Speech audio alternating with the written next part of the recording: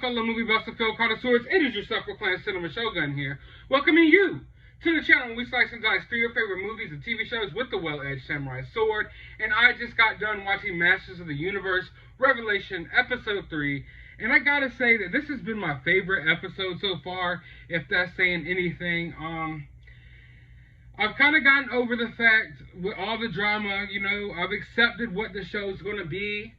You know, I've tried to sit back, you know, and distance myself a little from the drama in this episode, because, I mean, of course we all feel a little jaded, we all feel a little lied to about this series, but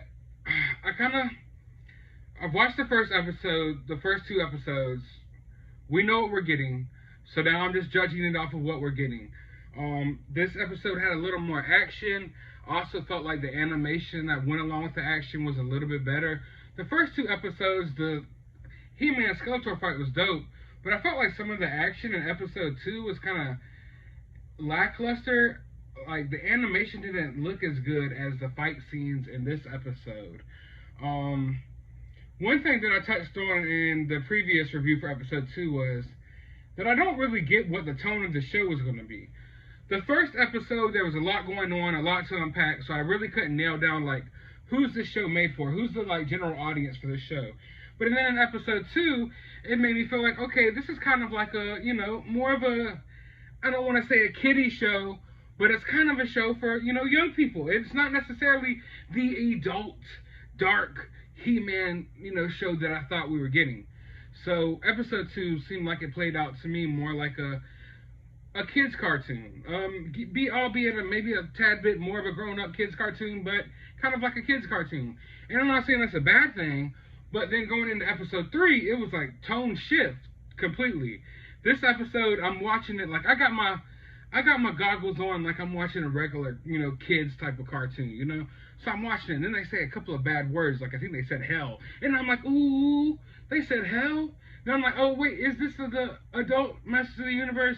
Or is this the kid kind of Masters of the Universe?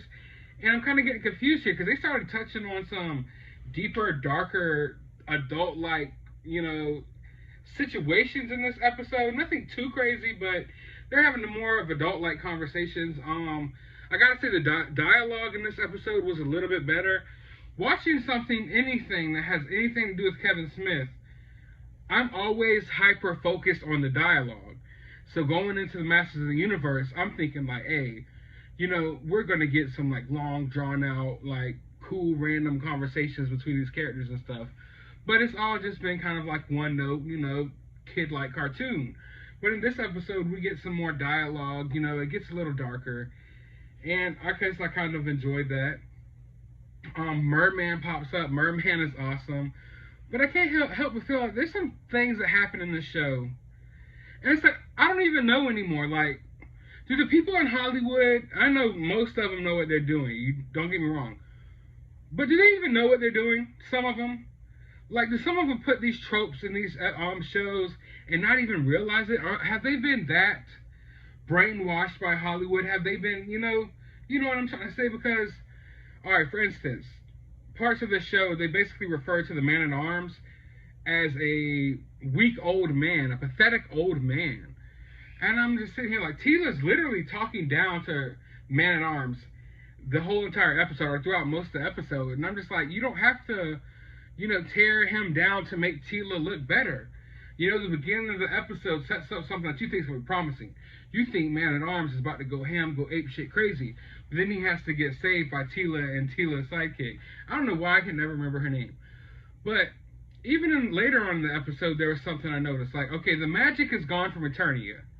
So here we have Orko, who looks like a crackhead now. He's kind of feeble, losing weight. He looks like he's down bad. And then we have Evelyn, who looks as powerful as ever.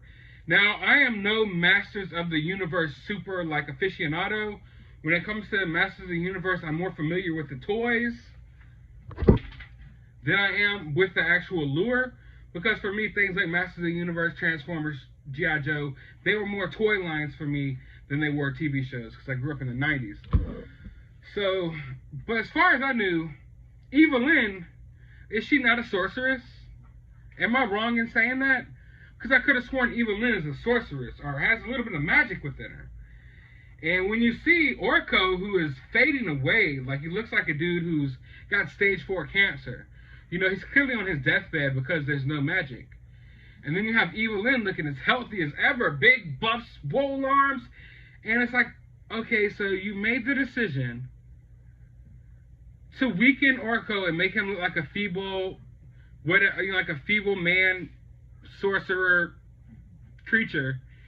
But yet you didn't do the same thing with Evelyn because you wanted her to be a strong woman character or something like that. And I don't know. Now, the first 2 episodes of the series were very much a Tila show. It was Tila's show for the first 2 episodes. But I felt like this episode was more of an Evelyn show. Like, we finally, for the first time in the series, get, like, I guess maybe the story kind of told from Evelyn's perspective. I feel like she steps up more in this episode than Tila does. But there's just some questions there. And I'm just like, I know that some people in Hollywood do these things on purpose. They turn men into the running jokes, into bumbling fools. They prop up the women characters. They race swap. They gender swap. They do all these things purposely.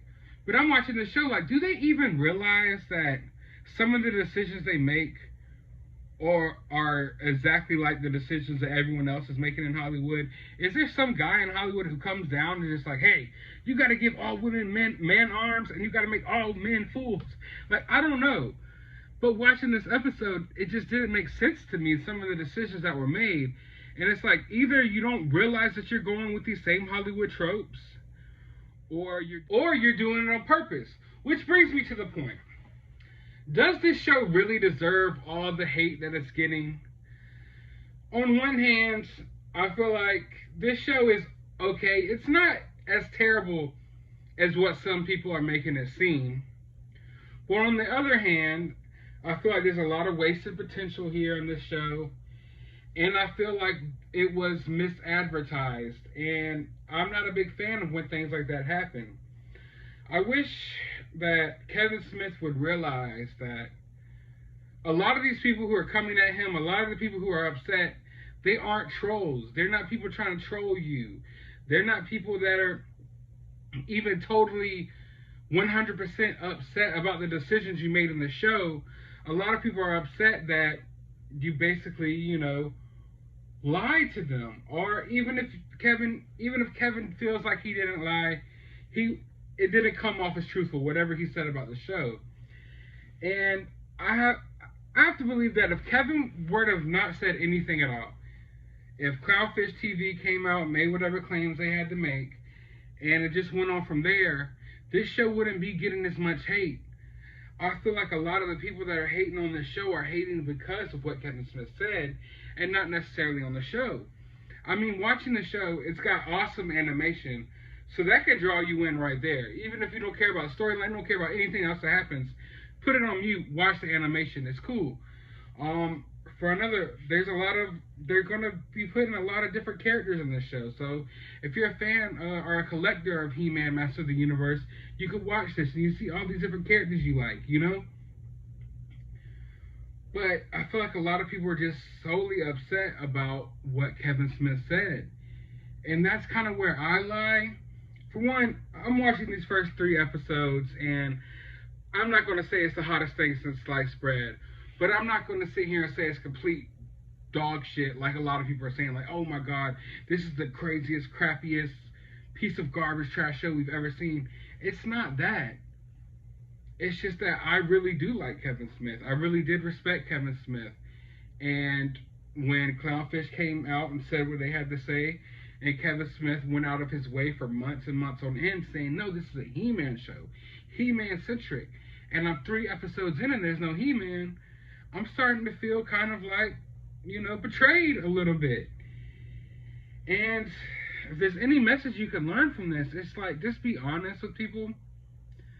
Just be honest about what you're going to provide them with, and then let them judge it on that. Because there's a reality where Kevin Smith doesn't reply to Clownfish TV. This show comes out. Some people hate it. Some people love it. But you weren't going to get the, crazy audience score. You weren't going to get this big reaction. This big reaction comes because everyone was clinging on to Kevin Smith's words about what this would be. And I believe a lot of us respect Kevin Smith more than we respect most people in Hollywood. A lot of people have been fans of Kevin Smith for a long time, and Kevin Smith is always, or not always, but for the large part of his career was like kind of the anti-Hollywood guy. You know, he's a guy who made some movies, he's in Hollywood, but he wasn't the Hollywood shield. We all looked at Kevin as a fellow nerd. So when Kevin comes and attaches his name to something like Masters of the Universe or whatever property it is, we're expecting something from Kevin that we're not expecting from other people. And we are at least expecting that the IP will be respected. So asking the question, does this series deserve all the hate that it's getting? It's a very loaded question. From the show's merits alone, maybe it doesn't deserve all the hate that it's getting.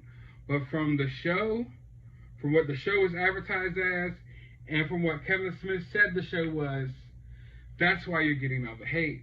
Now, I got 2 episodes left. I literally sat down, watched all 3 of the first episodes, and then I stopped because I'm just kind of disinterested in going forward. But I'm gonna finish it, and then when part 2 comes out, we'll check that out as well. But all in all, does the series deserve the hate that it's getting? I think that's up for you to decide. I mean, and I think it all depends on how much of a Kevin Smith fan you are. Because for the most part, I don't think this show is getting as much hate because of what the show is, as opposed to getting as much hate for what the show was told to us what it was going to be, if that makes sense. But hope you guys enjoyed this review. If you did, let me know down in the comments below. Let me know your feelings about Masters of the Universe down in the comments below as well. While you're down there, hit that thumbs up button, hit that subscribe button, hit that notification bell, and as always, find some time out of your day to go watch a movie. Maybe give Tusk a try. It is one of my favorite Kevin Smith films, and in my opinion, it is a horror classic.